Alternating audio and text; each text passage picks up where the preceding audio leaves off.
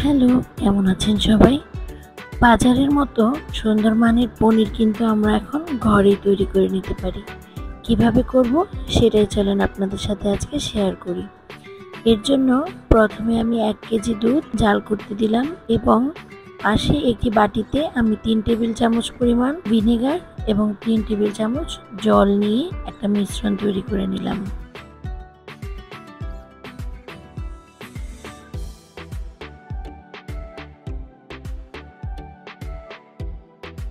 দুধে বলক চলে আসলে চুলার আঁচটা একদম লো করে দিব। তারপর আমি আস্তে আস্তে ভিনেগারটা দুধের সাথে মিশাবো। একবারে সব দিব না, অল্প অল্প করে দিব এবং মিশিয়ে নিব। আর মিশাবো যে সেই চামচটাও কিন্তু আমরা একই ডিরেকশনে ঘোরাবো। দেখেন আমি কিন্তু একই ডিরেকশনে ঘোরাচ্ছি। তাহলে কি হবে, আমাদের যে পনিরগুলো বের হবে, আমার কিন্তু অলরেডি পনিরটা বের হওয়া শুরু হয়ে গিয়েছে। দেখেন পনিরটা যখন বের হবে তখন বড় বড় দলা আকারে বের হবে। আপনি যদি বারবার বিভিন্ন ডিরেকশনে ঘোরাতে থাকেন চামচ, তাহলে দেখা যাবে কি পনিরটা একদম ছোট ছোট গুঁড়া গুঁড়া হয়ে তৈরি হয়েছে।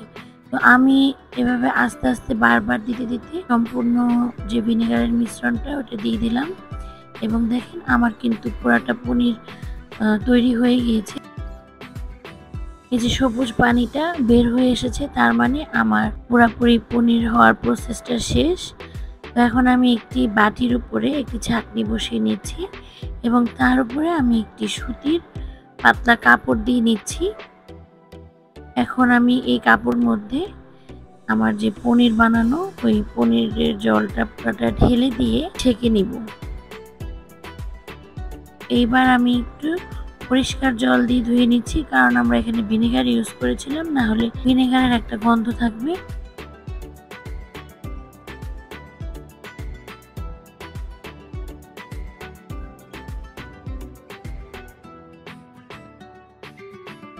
ধোয়া হয়ে গেলে এবার আমি পুরোটা জল নিংড়ে বের করে নিব, যতটুকু বের করা সম্ভব। এবারে আমি এই পটলিটা প্লেটের উপর রেখে তার উপর ভারী একটা কিছু দিয়ে দিব। আমার কাছে শিল ছিল, তো আমি সেটাই দিয়ে দিচ্ছি। এর থেকে ভারী কিছু এখন আপাতত আমার বাসায় নেই, তো এইটাই দিয়ে দিলাম। এবারে আমি 15 মিনিটের জন্য এভাবেই রেখে দিব। তো ফিরে এলাম 15 মিনিট পর। দেখেন এই যে এক্সেস পানিগুলো বের হয়ে গিয়েছে, যতটুকু বের হওয়ার মোটামুটি। এবারে আমি পনিরটা কাপড় থেকে বের করে নিচ্ছি।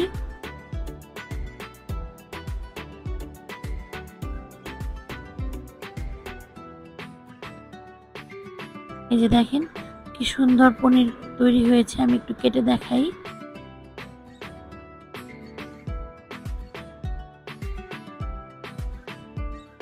এই যে দেখেন কি সুন্দর পনির তৈরি হয়েছে। এমন সুন্দর পনির যদি আমরা ঘরেই তৈরি করতে পারি, তাহলে শুধু শুধু বাজার থেকে কেন কিনবো।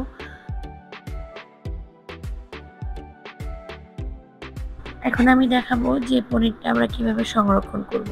এইভাবে পনির বানানোর পর আধা ঘন্টার মতো একটু ফ্রিজে রেখে তারপর আমি যেভাবে দেখাচ্ছি সেভাবে সংরক্ষণ করবেন।